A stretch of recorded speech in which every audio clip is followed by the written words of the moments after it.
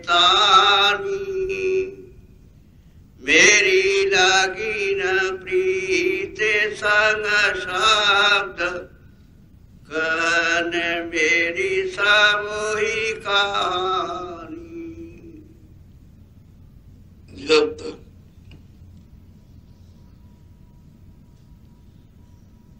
महापुरुषों और फकीरों से मोहब्बत प्यार नहीं होता, घट में जो शब्द है आसमानी आवाज, कलमा और आयतें जो यह देववाणी, यह सुनाई नहीं देता। तो सूरत रूह बहुत बेचैन है कि मेरा प्यार भी नहीं हुआ,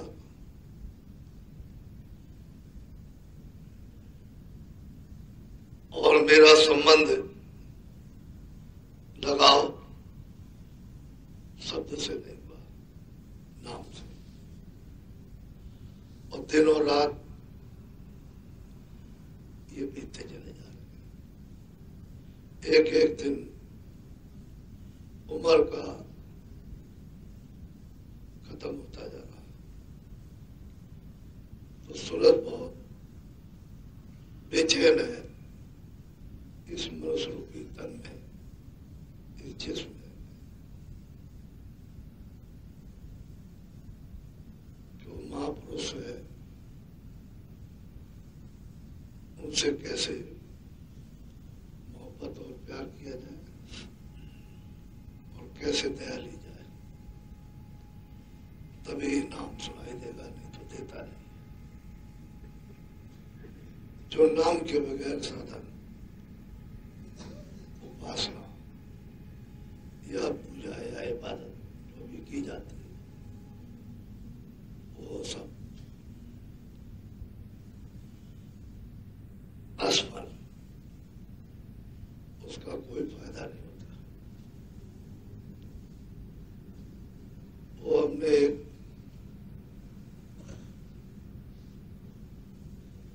ये बना रखा है कि मुझे वहां पर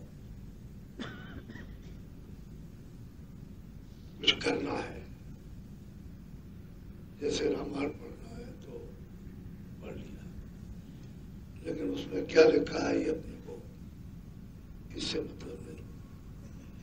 किताब पढ़ना है, बाइबल पढ़नी, कुरान पढ़नी है, उसका मकसद और मतलब क्या है वो अपने को नहीं। खास करके उन लफ्जों पर,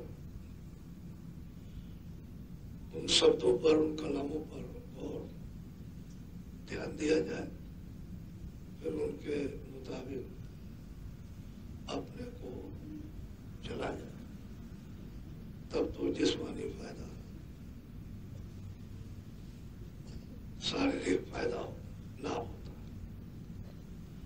और जब मन इंद्रिया, दिल दिमाग जब पाक साफ पवित्र हो जाए, तभी आप अपनी रूह से, अपनी जीवात्मा से आसमानी आवाज, इन्हें नाम सुन सकते हो। इसी को सच्ची इबादत, सच्चा भजन कहते हैं। और जब तक वो शब्द नहीं मिला, नाम नहीं मिला, तो कहते हैं सब हमारा झूठा है। वो मनुष्य रूपी मंदिर में बैठकर सूरत ये समझ रही है कि सब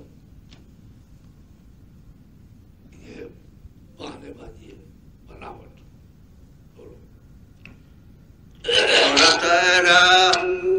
मन माहे कौन से करूं बखानी, सुनने हार नहीं सुने कहो मेरी कहावत। कि जो सुनने वाला है, अगर वो मालिक सुनने वाला पहले से होता तो सुन लेते। कितने जो, कितने कल्प, कितनी सदियां बीत गई, यहाँ जलमते मरते जलमते मरते, इस पीड़ा इस दर्द तो पहले ही सुन लेता है। कहते हैं जिससे ये फरियाद सुना रहा हूं वही नहीं सुन रहा। जिस महापुरुष से प्रार्थना कर रहा हूं, कब मौज होगी, कब उनकी इच्छा होगी, कब वो दया करेंगे, कब मेहरबानी होगी, तो वो अपनी सब दर्द व्यथा को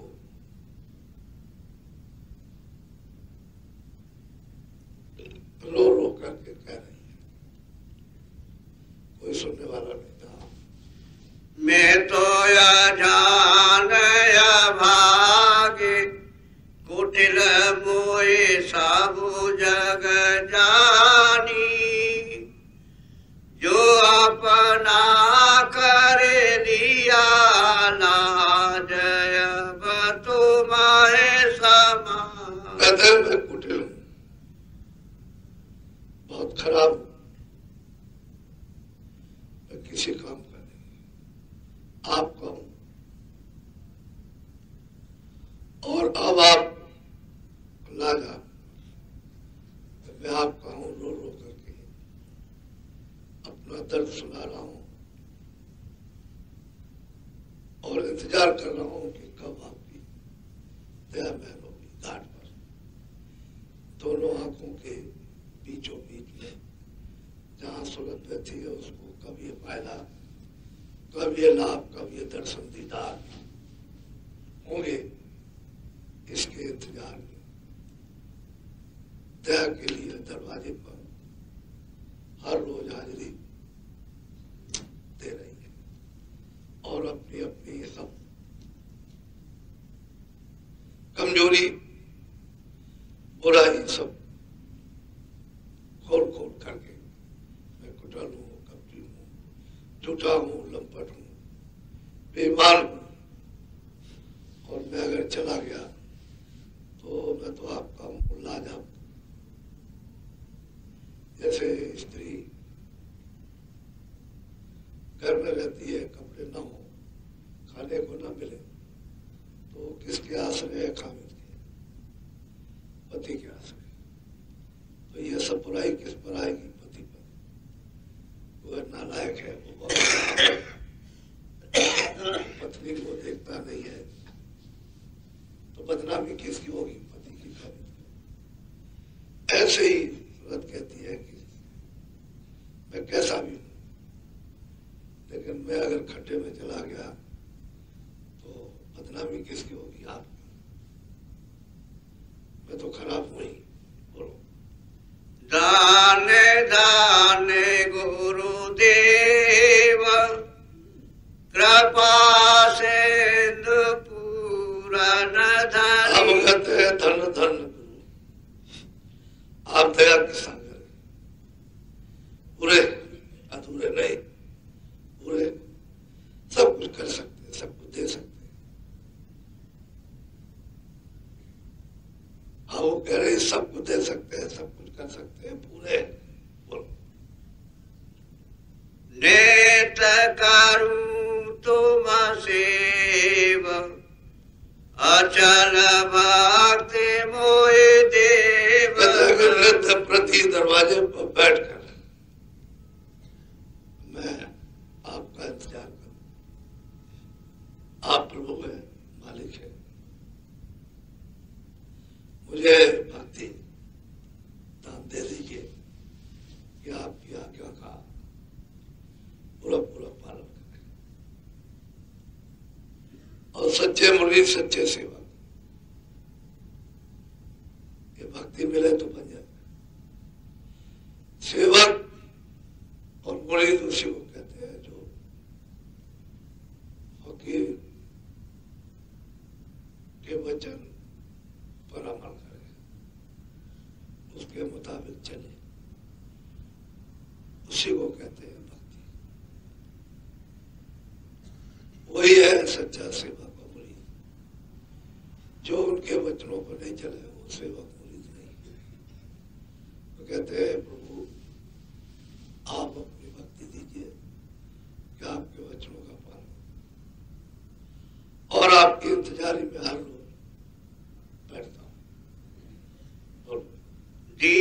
अधीन अनाथ हाथ का तुम और मैं अधीन हूँ मैं आपके सहारे हूँ, धीन भी हूँ अधीन भी हूँ आपके साथ। और आपने हाथ पकड़ा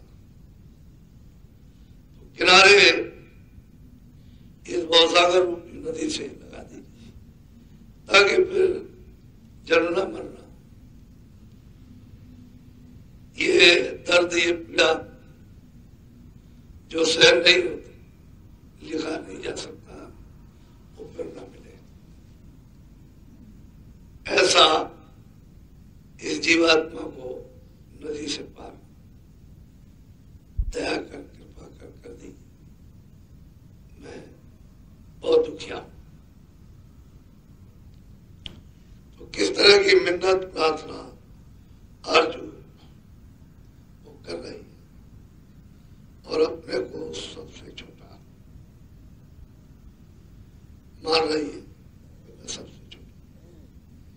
यह जरा जरा सी बात में उसको अहंकार का मन होता है, और जरा जरा सी बात में क्रोध चांडाल करूं, ये शैतान है मन।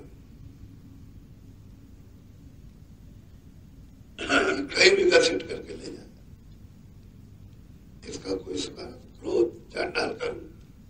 जब क्रोध आता है तो बुद्धि अकल सब नाश हो जाती है, नष्ट हो जाती है, फिर कुछ नहीं। बड़े बूढ़े छोटे बड़े इनका कोई ध्यान नहीं रहता, क्योंकि बुद्धि नष्ट हो गई, अकल खराब हो गई, पागल। कहते हैं प्रभु ऐसी दया कृपा करें कि भक्ति का स्रोत दे दें, जिससे आपके वचनों का पालन करें और सत्य को पकड़ के जीते जी मरने के पहले, मौत के पहले, इसे अज्ञान अंधकार इस भवसागर से, जो वासनाओं का सागर है, ख्वाहिशों का, इससे परे, जहां ये जिस्मानी संसारी ख्वाहिश, धन की, औलाद, स्त्री, औरतों की नहीं, उसे पार हो जाए। ऐसी कृपा और दया अपने को पुकार पुकार कर जब ऐसा बनता है तो छोटा बन जाता है, जैसे मिट्टी रोज पैरों से कुचली जाती है, कोई उसका आदर नहीं होता। लेकिन एक वक्त, एक समय होता है कि हवा ही उसने उड़ा लिया और ऊपर ले चली बड़े बड़े राजाओं के मुकुटों में। यही निरादर होने वाली मिट्टी पड़ती है तो बहुत ऊंची पदवी गति को प्राप्त करती है। ऐसे ही जितना ही छोटा हो जाएगा, उतना ही यहां से निर्मल, पवित्र, पाक, साफ उठ जाएगा। नहीं तो कर्मों के पर्दे उसको जकड़े रहते हैं, निकलने नहीं देते। वो तो अंबार लदा हुआ है, तो कैसे निकल के जाए। लेकिन जब प्रेम होती है, ये पर्दे सब जैसे बादल हवा की उड़ने लगे, ऐसे ही प्रेम है बादलों की तरह से कर्मों के, यानी बद और नेक काम के पर्दे उड़ते हैं। तो वो दिल, अंतःकरण, मन, बुद्धि, चित्त और जीवात्मा रूप पाप पवित्र होती है। जब तक पर्दे साफ न हो तो वही कहते हैं कि तड़प संसार को सुखा देती है मालिक के लिए, और मालिक के लिए जागरण हो जाता है, उसकी याद होने लगती है, संसार भूलने लगता है। अब जब तुम पैदा हुए थे तो संसार कहाँ था?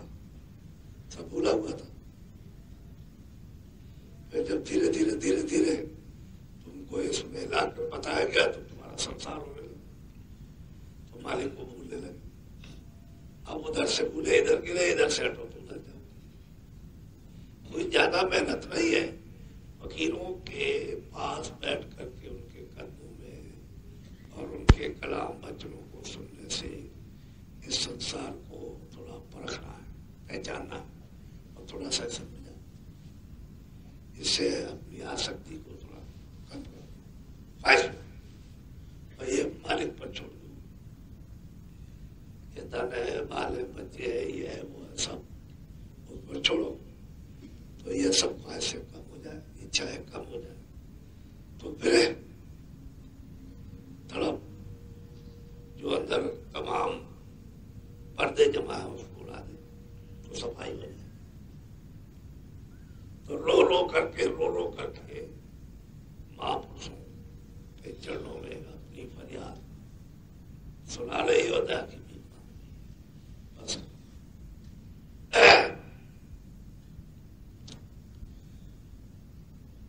बोलो जय